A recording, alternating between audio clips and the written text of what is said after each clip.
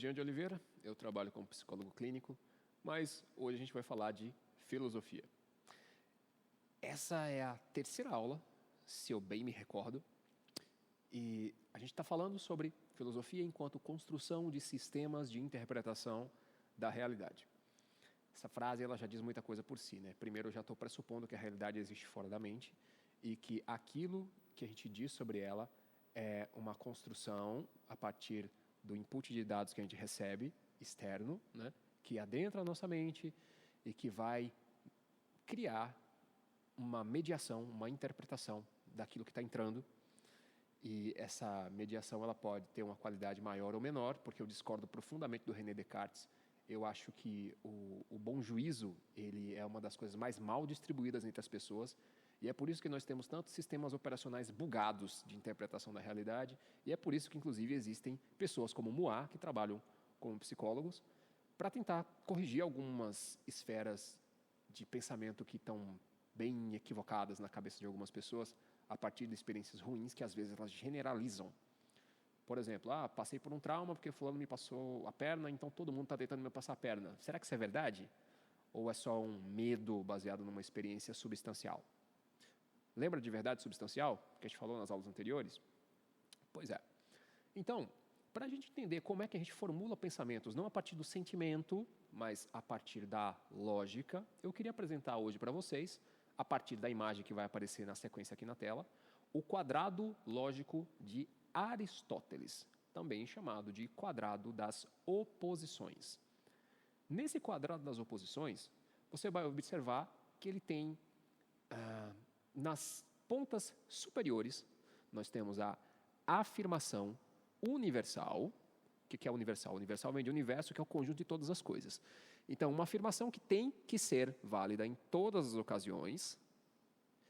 Ao lado, em contraparte, nós temos a negação universal, que é uma coisa que não existe em qualquer um dos espaços desse conjunto, ela não existe.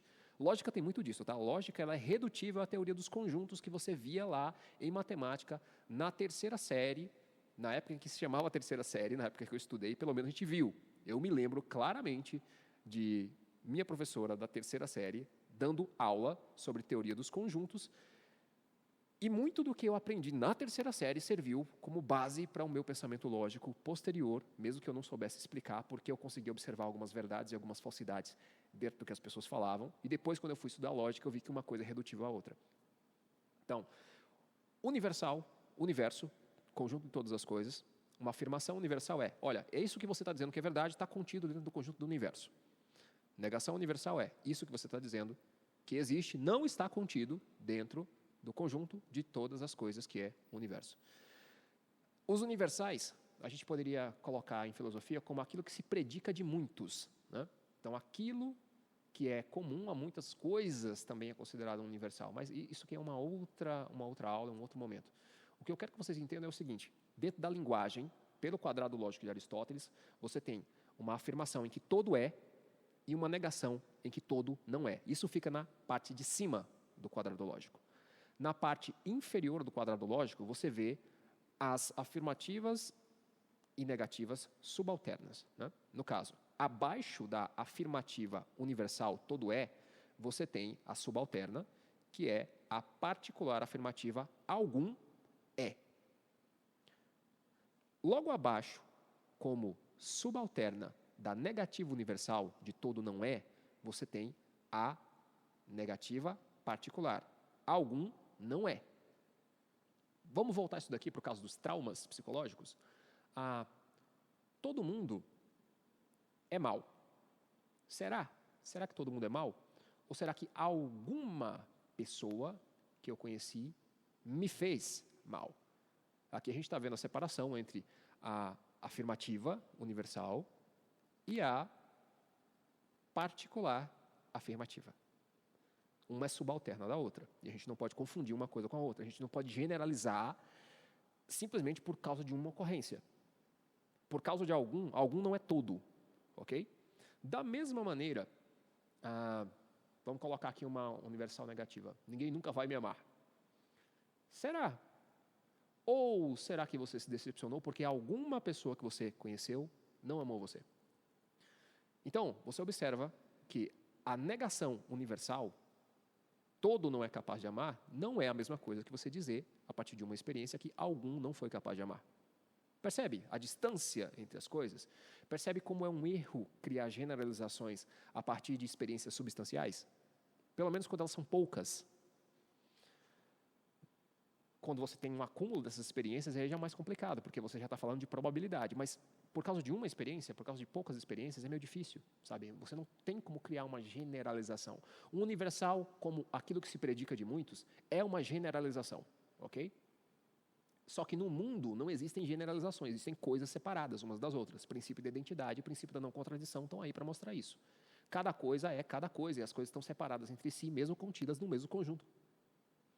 Então, a relação entre a universal afirmativa e a particular afirmativa é que a particular afirmativa ela é subalterna da afirmativa universal.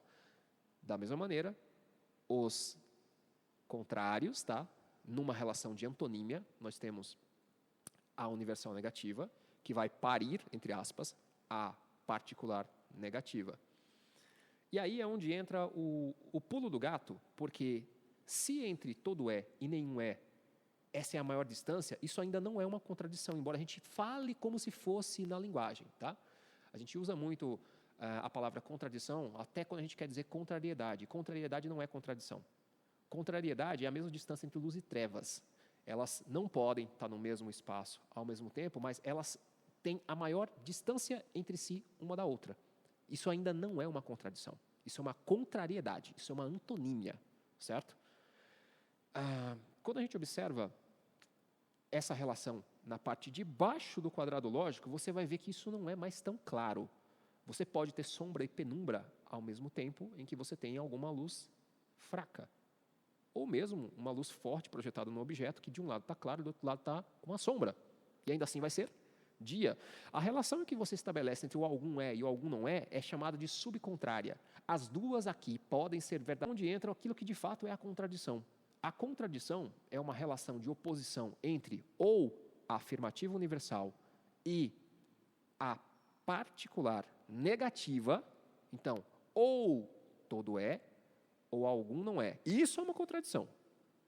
É aqui que a gente estabelece uma contradição entre uma universal e o seu contraditório, né, particular. Da mesma maneira, você tem isso na relação entre a universal negativa e a afirmativa particular. Então, eu não tenho como dizer que não existe nenhum Deus e algum Deus existe. Eu não tenho como dizer que todos os deuses do panteão grego são deuses e algum dos deuses não é Deus. Então, percebe?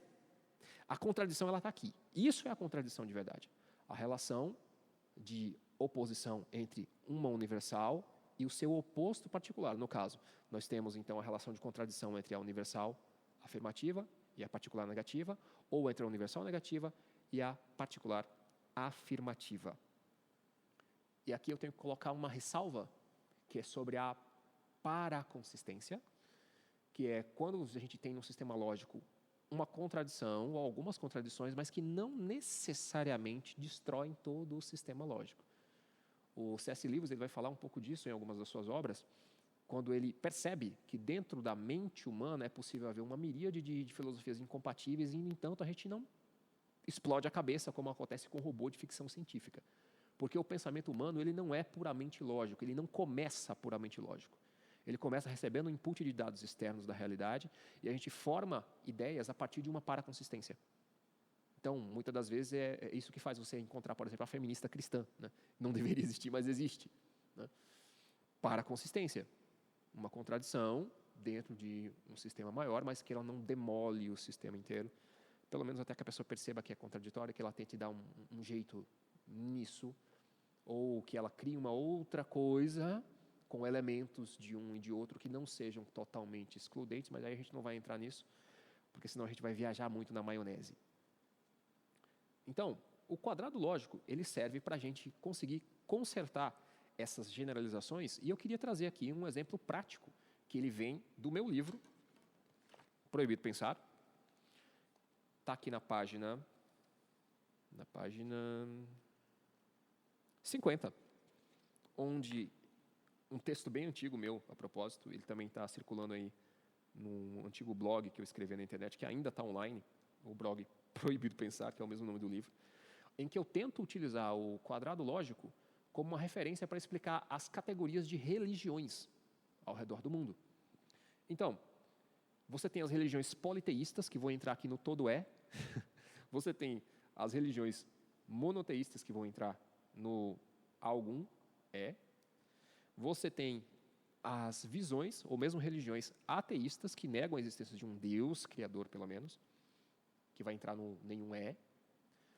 E você tem o algum não é, que eu vou tentar encaixar aqui, e vocês vão acompanhar o raciocínio a partir do texto dessa vez. Eu acho que nas religiões, certo? A gente pode separar as crenças a respeito da existência ou não de uma divindade criadora em 4 categorias que a gente pode distribuir aqui no quadrado lógico. Você pode dizer que tudo é Deus, que equivale a dizer que a natureza é Deus, porque a natureza é o conjunto das coisas que existem, o universo, como alguns preferem, ou que qualquer coisa pode ser um Deus.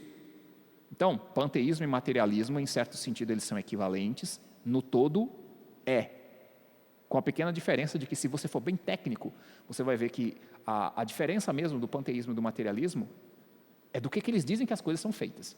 No panteísmo, as coisas são feitas da mente divina, né?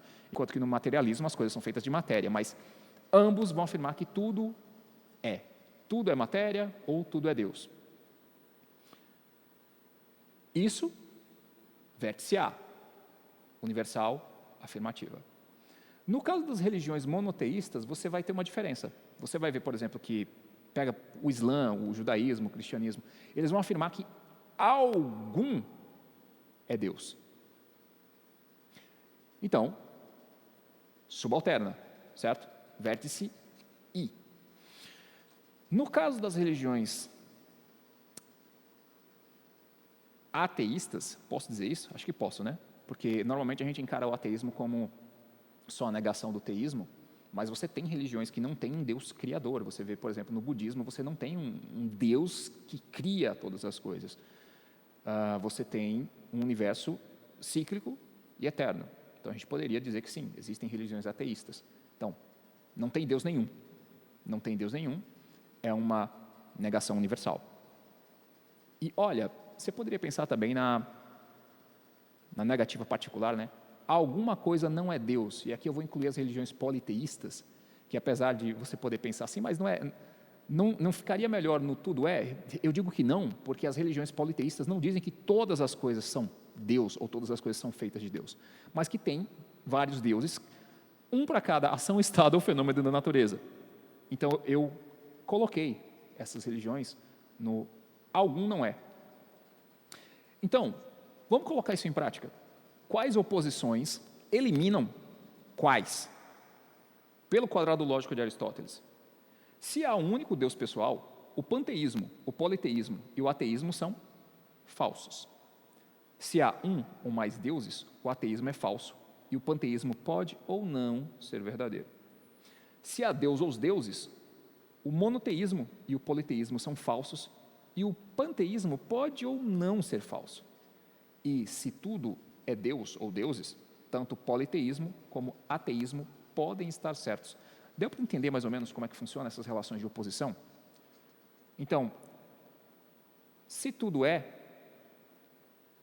isso não pode ser verdade ao mesmo tempo que nenhum é. Se nenhum é, eu não posso afirmar que algum é. Se tudo é, eu não posso afirmar que algum não é. Mas eu posso afirmar que algum é e algum não é, porque as duas coisas diferentes ainda podem estar contidas dentro do mesmo conjunto. Como você se relacionar com pessoas que te tratam bem e te tratam mal. Algum te trata bem e algum te trata mal.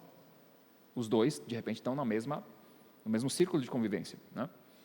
Então, dá para perceber como a gente consegue utilizar essas relações lógicas para excluir algumas opções num processo de decisão.